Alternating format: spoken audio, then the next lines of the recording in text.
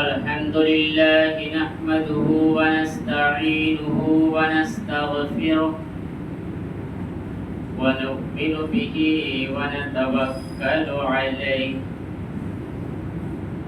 ونعوذ بالله من شرور أنفسنا ومن سيئات أعمالنا من يهده الله فلا مضل له ومن يضلله فلا هادي له وأشهد أن لا إله إلا الله وحده لا شريك له وأشهد أن محمدا عبده ورسوله أما بعد فإن أصدق الحديث كتاب الله وخير الهدي هدي محمد صلى الله عليه وسلم وشر الأمور محدثاتها وكل محدثة بدعة وكل بدعة ضلالة وكل ضلالة في النار فأعوذ بالله السميع العليم من الشيطان الرجيم بسم الله الرحمن الرحيم يوم نقول لجهنم هل امتلأت وتقول هل من مزيد وأزلفت الجنة للمتقين غير بعيد هذا ما توعدون لكل أواب حفيظ وقال الله تعالى في موضع آخر ألف لام ميم أحسب الناس أن يتركوا أن يقولوا آمنا وهم لا يفتنون وقال النبي صلى الله عليه وسلم عن أسامة بن زيد رضي الله عنهما قال أشرف النبي صلى الله عليه وسلم على أطم من عطام المدينة فقال هل ترون ما أرى قالوا لا قال فإني لا أرى الفتن تقع خلال بيوتكم كوقع القطر رواه البخاری ہر قسم کی حمد و ثنا اس وحدہ لا شریک خالق کائنات مالک ارض و سما کے لیے لائق و زیبا سجاوار ہے جس نے ہمیں اور آپ کو اس دار فانی کے اندر مبعوث کیا اور ایسے ہی یوں ہی ضلالت اور تاریکی میں بھٹکتے ہوئے نہیں چھوڑا بلکہ ہماری رہنمائی کے لیے پیدر پہ انبیاء کرم اس دنیا پر بھیجے گئے ان میں سے ہمارے آخری نبی آخری کڑی امام الانبیاء پر بے شمار درود و سلام کا پھول نچھاور ہو آمین اللہم صلی علیہ وبارک معزز حاضرین نوجوانان کرام عزیزان گرامی پردہ نشی خواتین اسلام، خطبہ مسنونہ کے بعد قرآن مجید کی سورہ عنکبوت کی 2 نمبر کی آیت آپ کے سامنے پڑھی گئی اور صحیح بخاری کی 70 اور 60 نمبر کی حدیثیں آپ کے سامنے پڑھی گئی۔ آیت اور احادیث کی روشنی میں آج کے خطبہ جمعہ کا میرا عنوان ہے فتنوں کے دور میں ایمان کی حفاظت کیسے کریں، یا یوں سمجھ لیں فتنوں کے دور میں مومن کا کردار کیا ہونا چاہیے۔ حاضرین، تو پہلے ہم یہ سمجھے کہ فتنہ کسے کہتے ہیں۔ اردو زبان میں فتنہ فساد جسے ہم بولتے ہیں نا کہ لوگ فتنہ مت پھیلاؤ، عربی زبان میں فتنہ کا مطلب ہوتا ہے آزمائش، امتحان، جانچنا پرکھنا، یہ بولا جاتا ہے۔ ہم اور آپ جس دنیاوی زندگی میں ابھی سانس لے رہے ہیں، اب یوں سمجھ لیں کہ فتنوں کا دور ہے۔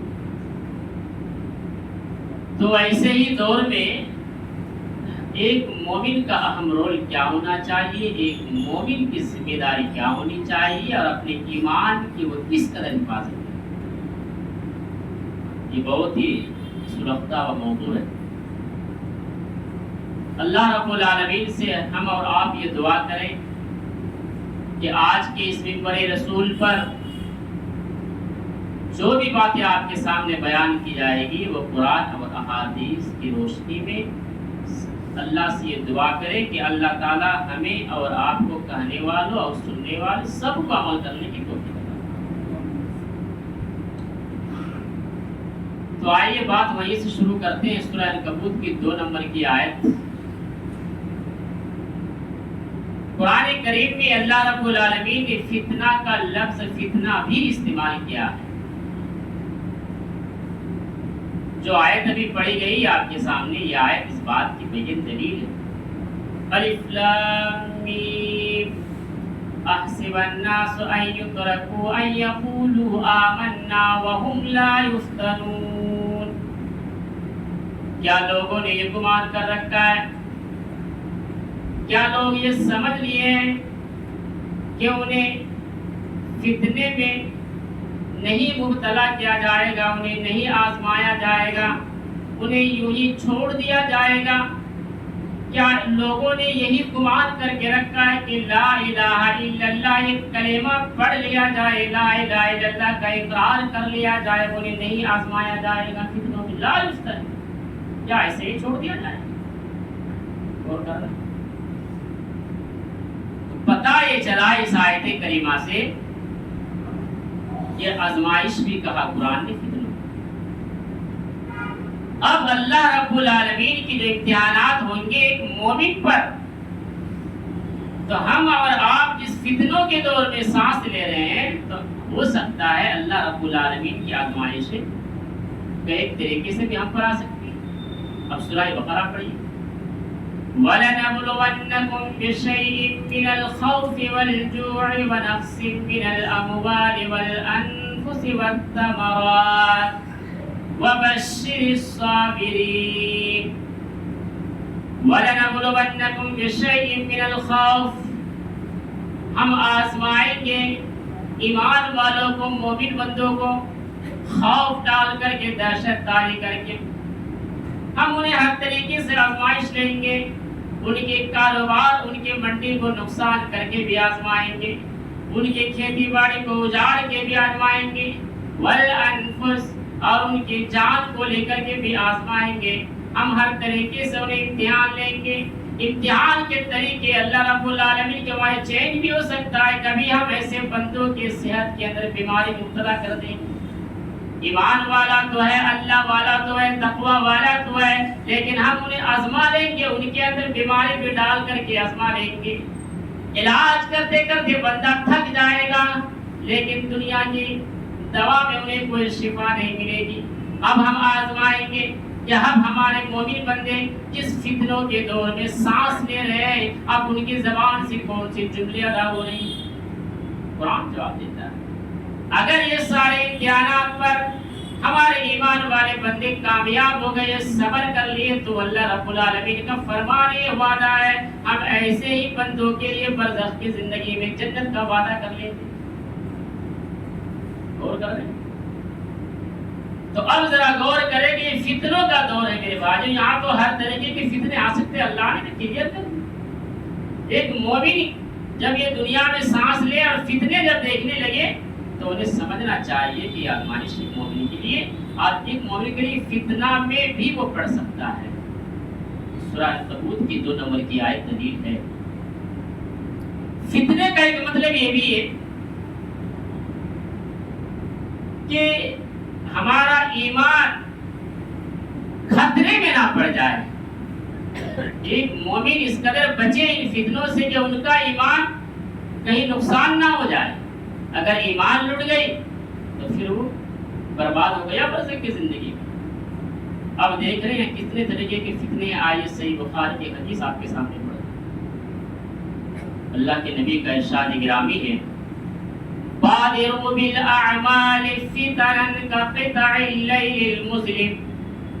اے میرے صحابہ، اب صحابہ سے مخاطب ہو کر کے کیا اعلان کر رہے ہیں؟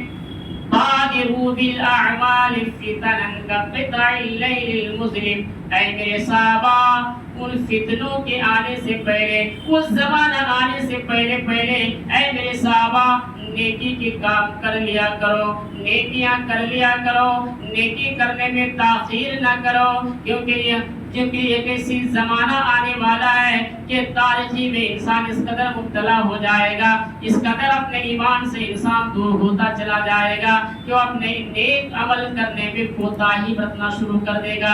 اور یا اللہ کے نبی نے اتنا ہی نہیں کہا بلکہ آگے آپ نے یہ بھی وضاحت کر دی، یصبح الرجل مؤمنا ویمشی کافرا۔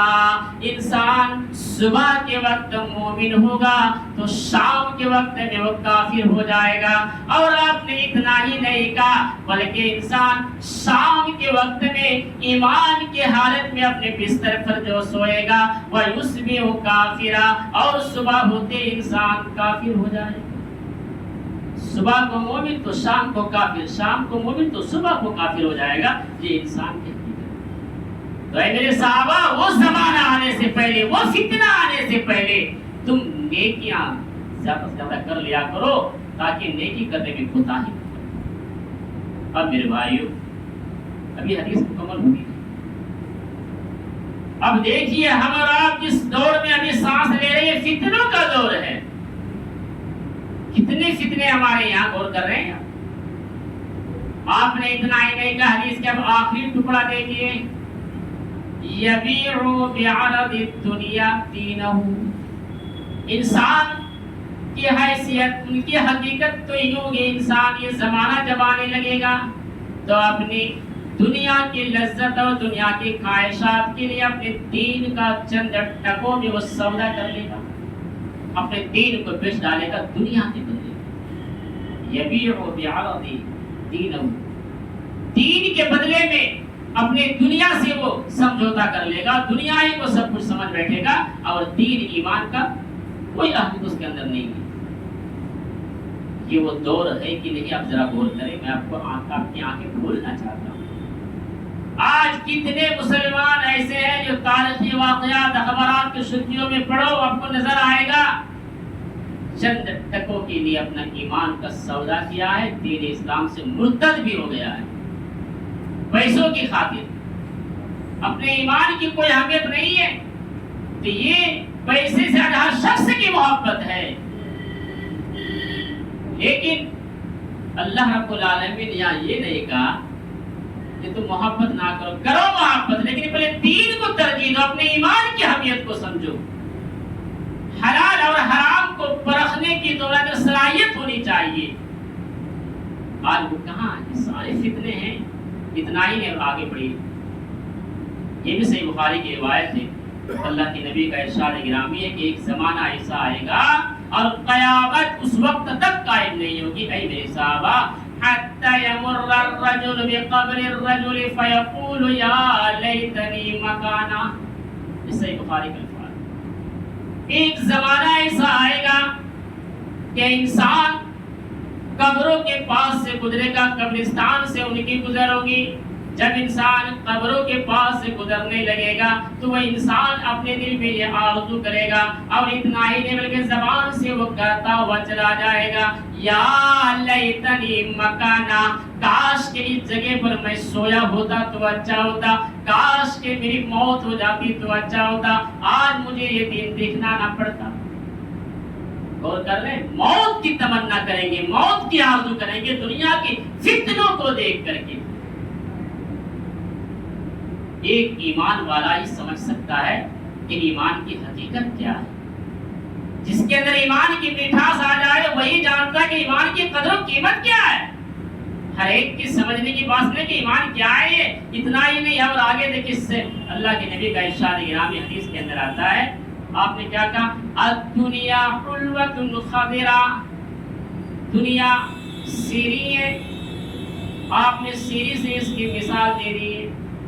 میٹھی ہے دنیا, دنیا کی لذت, دنیا کے چاشنی انسان کو ان کے طرف کھینچتی لے جائے گی.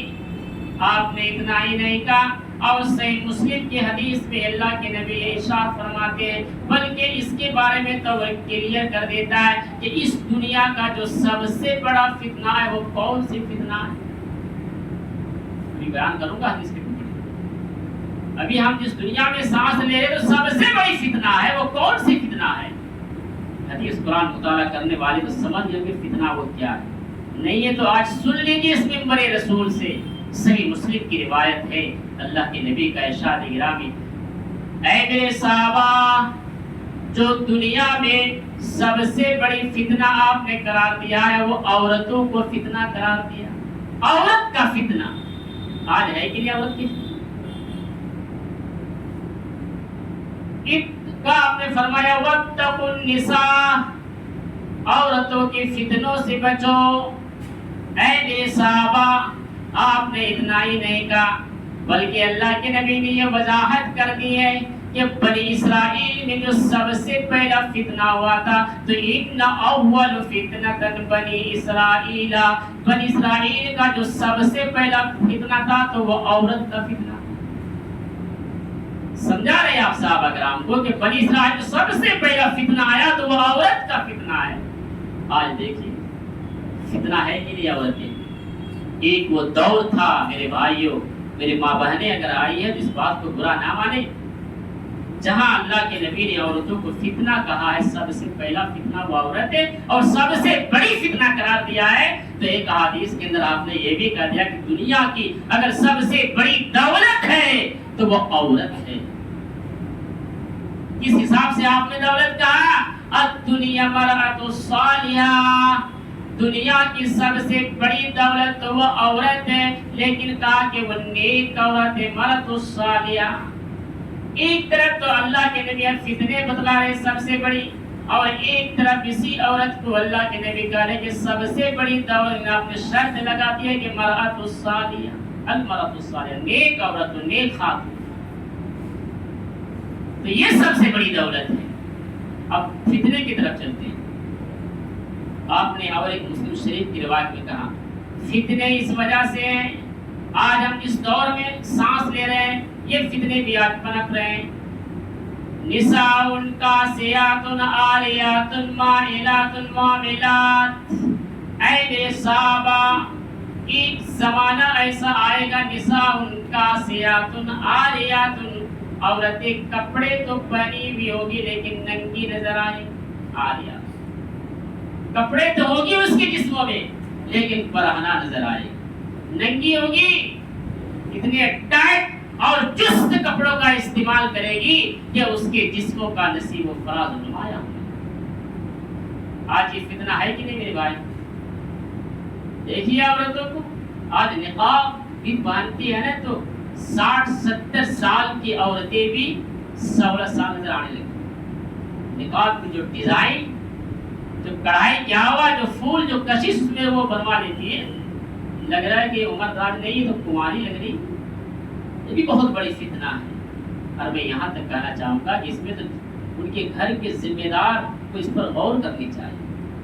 یہ بھی بہت بڑی فتنہ ہے کہ آج مرد ان کے لیے خرید کے نہیں لا دیتے، عورتیں چلی جائے گی خریدنے. ذرا سوچو میرے بھائیو، آپ کو اللہ نے کیا کہا؟ اس بات پر آپ کو کوئی فکر ہی نہیں. تو اٹھائیے سورہ النساء اور پڑھیے، الرجال قوامون علی النساء. مردوں کو عورتوں کے لیے مردوں کو ان کے اوپر قوام کا، سردار کا، لیڈر کا ہے. کہا کہ مرد اپنے عورتوں کے لیے کیا ہے؟ وہ قوام ہے، سردار ہے، لیڈر ہے. عورت کی ذمہ داری تو یہ ہے کہ وہ تمہارے گھروں کو سنبھالتی رہے گی. ایک مرد کی ذمہ داری یہ عائد ہوتی ہے کہ وہ تمہارے اوپر کل قیامت کے دن اللہ رب العالمین تم سے یہ سوال بھی کیا جائے گا، پوچھا بھی جائے گا کہ تم تو ان کے قوام تھے، ان کے لیڈر تھے، لیکن تم تو کہیں اور جگہ جا کر کے جاب کیا کرتے تھے، اور تمہاری بیویاں مارکیٹ جایا کرتی تھی، شاپنگ کیا کرتی تھی، لیکن ان کے جسموں پر ان کے کپڑے اس طریقے سے ہوا کرتے تھے، نساء کاسیات عاریات مائلات معاملات، برہنہ نظر آتی تھی، لیکن کوئی ان کو منع کرنے والا نہیں تھا. کیا جواب دو گے اس اللہ کے پاس؟ بہت بڑی فتنہ ہے میرے بھائیوں. ہم مومن ہیں، ہم ایمان والے ہیں، ہم اس نبی کے شہدائی ہیں. ہم پر یہ ذمہ داری ہے کہ ہمیں ان کے بارے میں بھی غور و فکر کرنی ہوگی. یہ نہیں کہ عورت کر رہے تو وہ سمجھے گی، وہ جواب دے دے گی، تم پکڑے جاؤ گے اللہ کے پاس. جواب دینے کے لیے تیار رہو کہ میں کیا جواب دو گے رب کے پاس جانے کے. کیونکہ اللہ نے اس آیت میں کہا کہ تم قوام ہو ان کے لیے، سردار ہو، لیڈر ہو. یہ ذمہ داری تمہاری ہے، ان کی ذمہ داری نہیں. آج یہاں تو الٹا نظر آ رہا ہے. لیکن مومن یہاں بھی اپنے ایمان کو بچاتا ہے اس فتنے سے بھی کہ اگر ضرورت کی چیزیں ہیں تو وہ خود لا کر کے دیتا ہے. اگر ہاں جانے کی ضرورت پیش آئے تو وہ خود لے کر کے جاتا ہے. یہ نہیں کہ تنہا چھوڑ دے کے چلے جاؤ. یہ ایک مومن کے لیے شایان شان ہے. ہاں اگر وہ باہر نکلتی بھی ہے، ضرورت ہے اس کی نکلنے کی، نکلے، لیکن اس طریقے سے نکلے کہ ٹائٹ اور چست کپڑے پہن کر نہ نکلے. کیونکہ ایسی عورتوں کو میرے نبی نے کیا کہا کہ جس عورت نے اپنے ٹائٹ اور چست کپڑے پہن کر کے نکلا ہے، یہ بد چلن ہے، با حیا کا مثال دیا.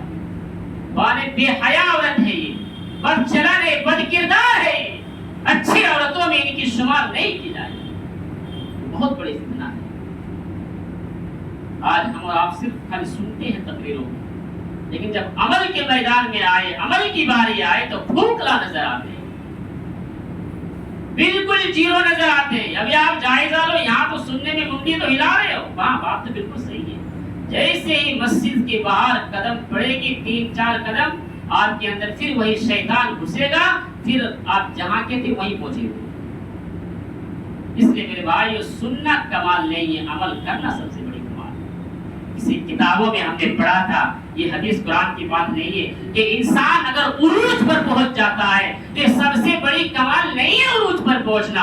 عروج پر پہنچ کر کے قائم اور دائم رہنا یہ سب سے بڑی کمالیت ہے. آپ اگر کلمہ اپنی زبان سے پڑھ رہے ہیں، لا الہ الا اللہ، اقرار کر رہے زبان سے، اور اس دل کے اندر اس طریقے کا ایمان نہیں ہے جس طرح کے ایک صحابی جب وہ گئے تھے جہاد کے لیے، اور جب وہ وہاں سے واپس آ رہے تھے وہ صحابی، تو اس نے کیا دیکھا تھا کہ اس کی عورت گھر کے دروازے پر کھڑی ہے. اتنا یہ دیکھا، اور وہ صحابی کے ہاتھ میں نیزہ تھا.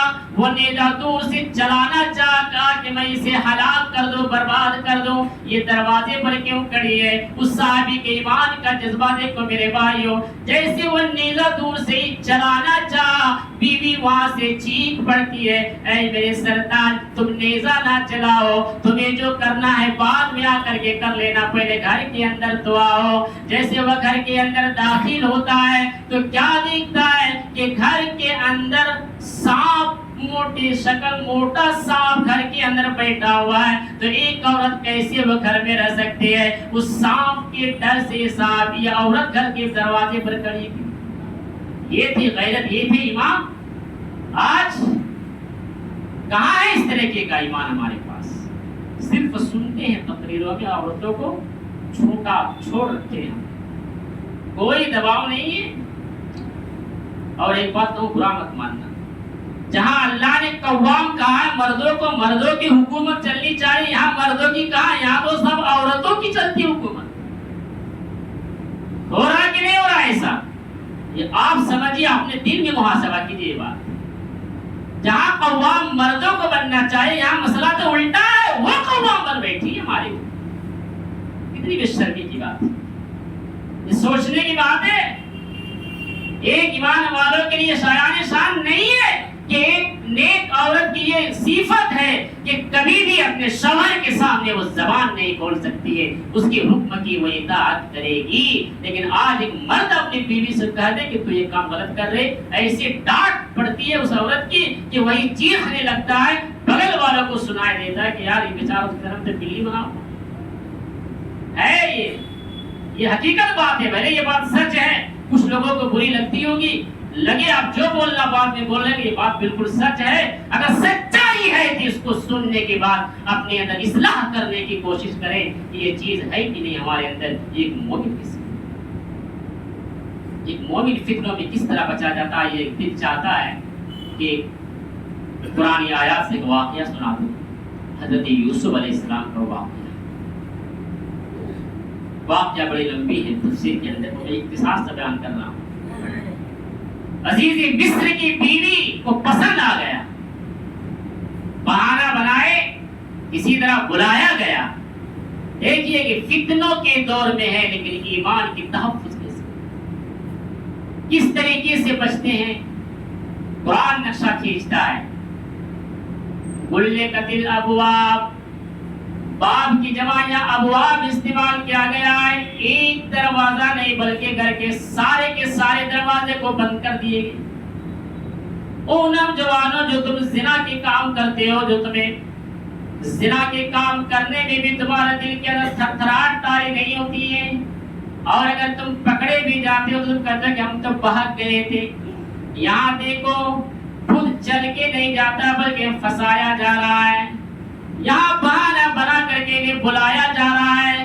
لیکن ایمان والے کے ساتھ تو اللہ رب العالمین ہے، اگر جس کے دل میں ایمان آ جائے، جس کے دل میں اللہ کا خوف آ جائے، جس کے دل میں اللہ کی دہشت آ جائے، میرے بھائیو یاد غور کرنے کی بات ہے، غلقت الابواب، ایک نہیں بلکہ گھر کے سارے دروازے کو بند کر دیا گیا۔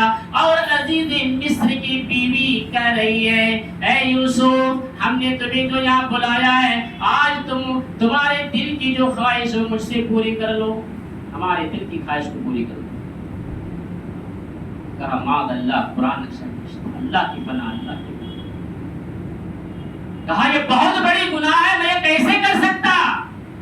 کہا نہیں تجھے کرنا ہی پڑے گا۔ کہا نہیں کر سکتا، یہ گناہ ہے، گناہ عظیم ہے۔ ایمان والے تھے، اللہ سے ڈرنے والے تھے، خشیت الہی تھا اس کے دل کے اندر۔ وہاں چاہتے تو ایک دروازہ بند تھا، بات الگ ہے، گھر کے سارے دروازے بند ہے، کیمرہ بھی لگا ہوا نہیں ہے، کوئی دیکھنے والا بھی نہیں ہے۔ کتنے بڑے آزمائش میں پڑے تھے بتائیے اس نبی نے، اللہ نے کیسا امتحان لیا اس گھر کے سارے دروازے بند ہے، کوئی دربان نہیں ہے، ایک بھی کیمرہ لگا ہوا نہیں ہے، کوئی دیکھنے والا نہیں، صرف حضرت یوسف علیہ السلام ہے اور وہ عورت ہے، عزیز مصر کی بیوی ہے، اور تیسرا اگر اس کمرے میں تو اللہ کی نگاہیں پڑ رہی،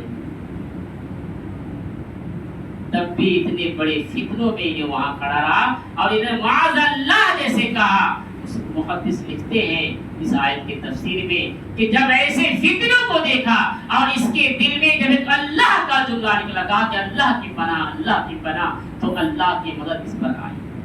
آج ہم فتنے میں تو چل رہے ہیں، فتنے کے دور میں مگر کبھی ہماری زبان سے اللہ کا نام نکلا نہیں ہے. یہ واقعہ اس بات کی دلیل ہے اگر انسان گناہ کرے اور گناہ اگر کرتے وقت پہلے اگر احساس لائے اپنے دل میں یا کوئی دیکھنے والا نہیں ہے یا بند کمرے میں ہم بیٹھے ہوئے ہیں لیکن رب کی نگاہ تو ہم پر ہے, اس کی نگاہیں تو ہم پر پڑتی ہے. کل میدان محشر میں اللہ کے سامنے مجھے کھڑا ہونا ہے اور اس کی پاداش میں میری پکڑ ہوگی اور وہاں سوال و جواب کیا جائے گا, کیا شکل لے کر کے جائیں گے. اتنا اگر احساس کرتا ہے تو اکثر فقہاء محدثین کہتے ہیں کہ لفظ اللہ انسان کو اس گناہ سے بری کر دیتا ہے. اللہ کی آتی ہے اس پر مگر پتہ یہ چلا آج یہ رائی کے دانے کے برابر بھی آج ہمارے پاس اس طرح کا خوف الہی نہیں ہے, اس لیے آج مسلمان فتنوں میں پڑے.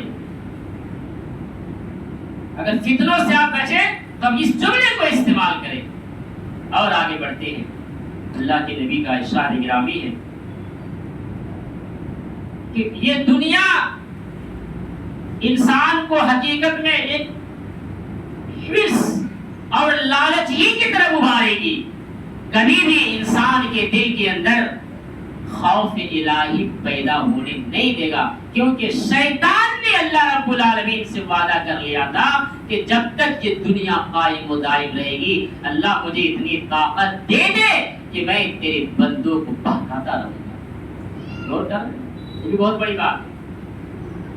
شیطان نے کہا تھا اللہ سے, اللہ نے دے دی طاقت, لیکن اللہ نے وہاں بھی ایک جملہ کہا, اے مردود جا, تیری اگر یہ خواہش ہے تو میں تیری خواہش کو پوری کر. لیکن سن لے اچھی طرح سے, جو میرے مومن ہوں گے, جو نیک بندہ ہوگا میرا, وہ کبھی بھی تمہارے بہکاوے میں نہیں آئے گا. یہی بات تو اللہ رب العالمین نے قرآن مجید کے نقشہ کھینچا ہے. افرائیت من اتخذ ہوا, جو شخص اپنے خواہشوں کو خدا بنا لیا ہے, اپنے خواہشوں کی اتباع کرنے لگا ہے. اللہ نے منع کیا ہر چیز سے, مگر میرا دل چاہتا ہے, میری خواہش ہے. مثال سے سمجھا دوں آپ کو, جیسے کہ بیڑی لے لیجیے, حرام ہے سب جانتے ہیں, کسی سے بھی پوچھو بھائی سب بولے گا بیڑی تو یہ صحت کے لیے بھی نقصان دہ ہے. اور باضابطہ کیا بولتے ہیں, بیمل لے لیجیے, گٹکا وہ جو کھاتے ہیں بہت مسلمان آج, بیمل لے لو, سگنیچر لے لو, کیا کیا نامیں ہیں. یہ سارے چیزیں سب جانتے ہیں کہ نقصان دہ ہیں صحت کے لیے, لیکن اس کے اوپر بنانے والی کمپنیوں نے وہاں لکھ بھی دیا ہے. یہ بھی اس دور کا کتنا بڑا فتنہ ہے میرے بھائیوں. جان بوجھ کر کے ہم یہ کھا رہے ہیں, کھا رہے کہ نہیں کھا رہے ہیں, کھا رہے ہیں. کچھ ہوں گے اللہ والے تقوی شعار لوگ جو ان چیزوں سے بری ہیں. اب میں یہاں ایک بات بتانا چاہوں گا آپ کو. پیاز اور لہسن سب جانتے ہیں کہ حلال ہے. پیاز لہسن کھا کر کے مسجد میں آنے کے لیے پوچھیں گے تو کہو گے منع کیا گیا, اس کی بدبو سے تکلیف ہوتی ہے. جو چیز حلال ہے اس کی بدبو سے تکلیف ہوتی ہے, زیادہ کھا کر کے مت آیا کرو, بغل والوں کو پریشانی ہوگی. منع کیا گیا, یہ حدیث میں بتا رہا ہوں, یہ اپنی طرف سے کر کے نہیں بیان کر رہا. اب ذرا سوچو, میں آپ کو سمجھانے کے انداز میں کر رہا ہوں. اب جو چیزیں ہیں, بیڑی ہے, سگریٹ ہے, تمباکو ہے, یہ ساری چیزیں کیا ہیں, یہ تو کلیئرلی حرام ہے. کسی بھی طریقے سے کوئی اس کو جائز قرار دے لا کر کے, یہ تو کلیئرلی حرام ہے. کتنے بڑے فتنے میں آج ہم پڑے ہوئے ہیں, اور شیطان نے ہمارے دماغ کو کس قدر خفت کر دیا ہے کہ ہمارے عقل ٹھکانے میں نہیں آتا ہے.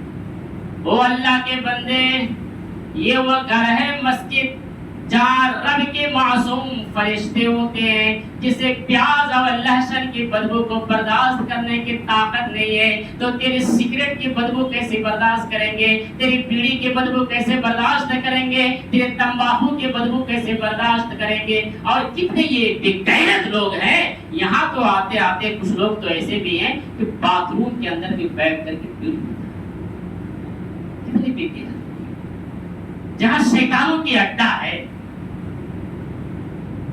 یہ تو خود بھرت بنا ہوا ہے اسی طرح, تو ان کو پینے میں کیا شرم آئے گی. یہ جملہ برا مت ماننا, یہ الفاظ جو جگہ کتنے غلیظ بتلایا گیا ہے, ٹوائلٹ میں نے کتنے بار اسی مسجد میں دیکھا ہے.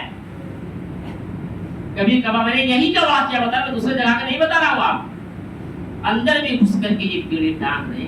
اللہ کے بندے، مسجد یہ تمہارا اپنا ذاتی مکان نہیں ہے، تمہارا اپنا ذاتی ٹوائلٹ نہیں ہے. یہاں بہت سے اللہ والے بھی آتے ہیں اس گھر کے اندر. ارے اللہ کے بندے کچھ تو شرم کھاؤ. اللہ کے گھروں کو تم اس طرح کر کے ذلیل و رسوا تو نہ کرو. یہاں بہت سے دین کے علماء بھی جاتے ہیں اس جگہ پر، اور تمہارے پیڑیاں سے کر کے خود کو سن کے بیٹھ کے. اتنی بے غیرت لوگ ہیں یہ. اس کو اتنا بھی شیطان نے کتنا اس کی عقل کو خفت کر دیا ہے کہ اس کو ہوش ٹھکانے میں نہیں آتا ہے، اور یہ نہیں پہچان پاتا ہے ہم کس جگہ پر ہماری پیر پڑ رہی ہے، ہم کون سی جگہ میں جا رہے ہیں. جہاں دنیا کی سب سے عظیم جگہ مسجد ہے، جو سب سے مقدس جگہ بتلایا گیا ہے، اور جو سب سے اہم عبادت نماز ہے. شیطان کس قدر فتنوں میں ڈال کے رکھا ہے اور ان کو گمراہ کر دیا ہے کہ نماز میں بھی آتا ہے تو بیڑی ٹانتا آتا ہے، اور نماز پڑھ کے یہ باہر بھی جاتا ہے تو بیڑی کا دھواں پھوٹتا جاتا ہے. یہ ہے بھائی آج کی مسئلہ. تو ایسے فتنوں کے دور میں ہم ان سے کیسے بچیں؟ اس لیے میں نے وہ آیت پڑھی، افرأیت من اتخذ ہوا، جس نے اپنے خواہشوں کا اتباع کر لیا، اپنے خواہشوں کو خدا بنا لیا. یہ کس کی علامت ہے پتہ ہے؟ یہ بنی اسرائیل کے لوگوں میں سے، یہ تو منافقوں کی علامت ہوا کرتی تھی. آج مسلمانوں میں کہاں سے آ گیا اس لیے میرے بھائیوں، وقت کی قلت ہے. انشاءاللہ جب موضوع ہم نے اٹھا دیے تب ایک جمعہ اس پر سنیں گے. اللہ رب العالمین سے اب دعا کریں کہ اللہ تعالی ہم سب کو فتنوں کے دور میں اپنے ایمان کی حفاظت کرنے کی توفیق عطا فرما. اور جو بھی باتیں آج اس بڑے رسول پر قرآن و حدیث کے آئینے میں پیش کیا گیا ہے، ہم سب کو اس پر عمل کرنے کی توفیق عطا فرما. اور اللہ رب العالمین سے یہ بھی دعا کرتے چلے کہ پروردگار عالم، ہم گناہگار ہے، خطا کار ہے، سیاہ کار ہے، ہمیں بہت سی ایسی باتیں معلوم نہیں تھی.